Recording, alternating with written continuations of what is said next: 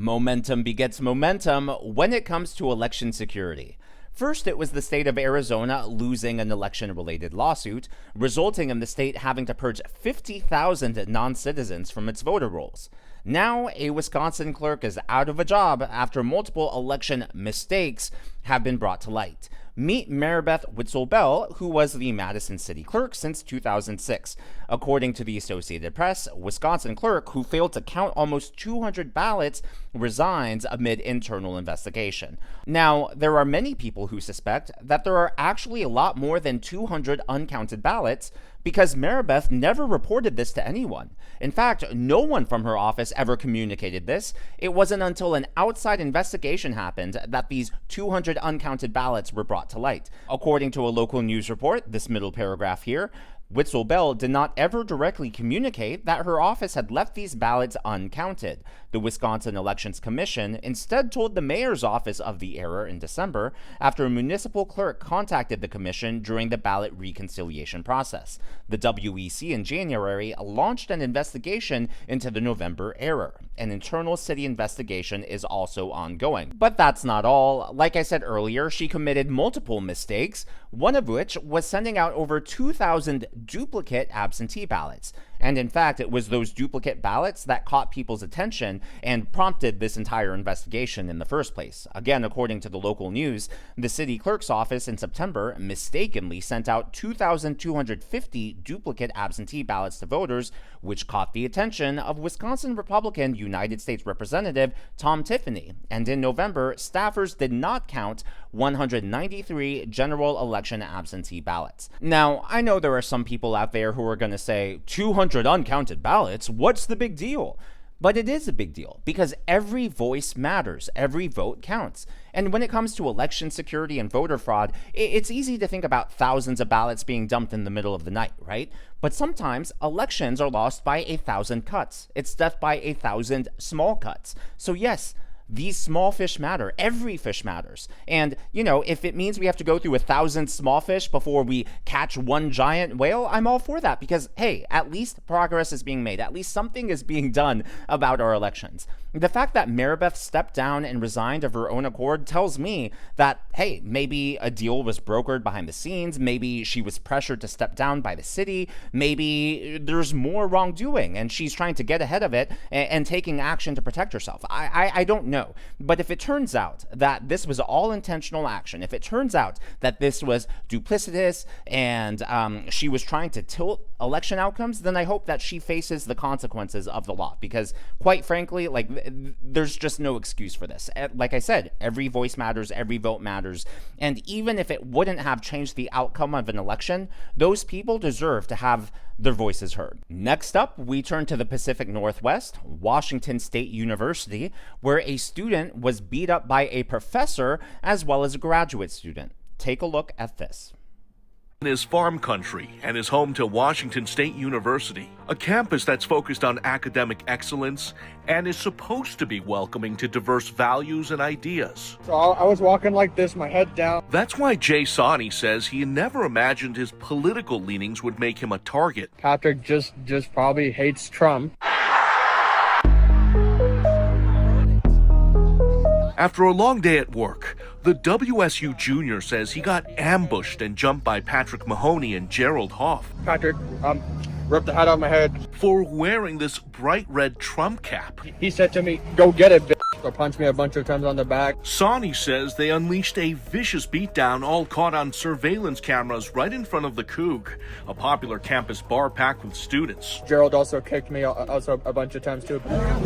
Patrick, he grabbed my chest, I slammed it on the concrete as I was falling. He tried to defend himself. So I had to go throw my food at his face. But Sani says 2 against 1 was just unfair. And I was like, what the hell just happened? And the melee left him with multiple scrapes and bruises. All because of this, yeah. Pullman police eventually found the pair nearby within hours of the chaos. I've seen this guy campus before. Okay. I know he's like right-wing dude. Mahoney and Hoff pretty much admitted to the allegations. I grabbed his hat, threw it, and I said, go get it. We did grab him and bring him to the ground. But tried to downplay the incident. I didn't hit him. I don't think I did something illegal, right? It's unwanted touching. It's unwanted touching.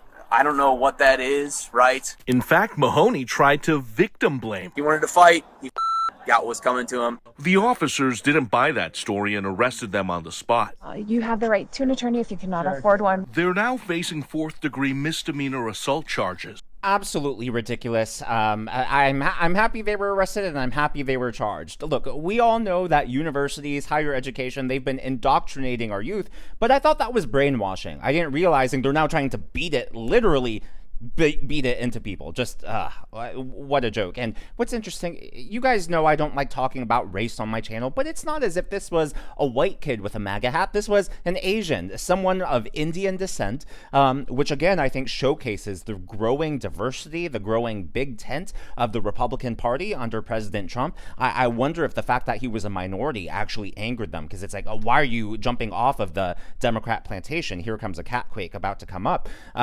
But yeah, no, I think that was really interesting. Also, you'll notice that new segment was provided and done by Turning Point USA, their program Frontlines. If you haven't checked them out already, they're here on YouTube. I highly encourage it because they are doing great work.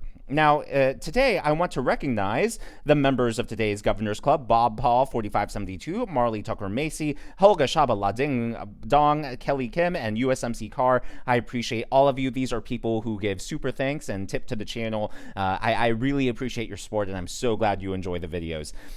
Next, let's play a game. So, AOC and Bernie Sanders are doing a tour across the nation. I've been worried the last few videos that maybe AOC is plotting a 2028 run, but many people I've seen have been speculating that, hey, maybe Bernie and AOC are planning to run as a president VP in 2028. But AOC was recently giving a speech, and she shifted into accent mode, and she couldn't even keep her accent straight. How many accents can you count?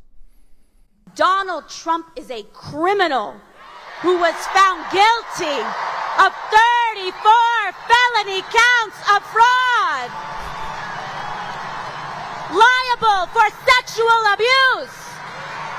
Of course he's lying and abusing and manipulating the stock market too.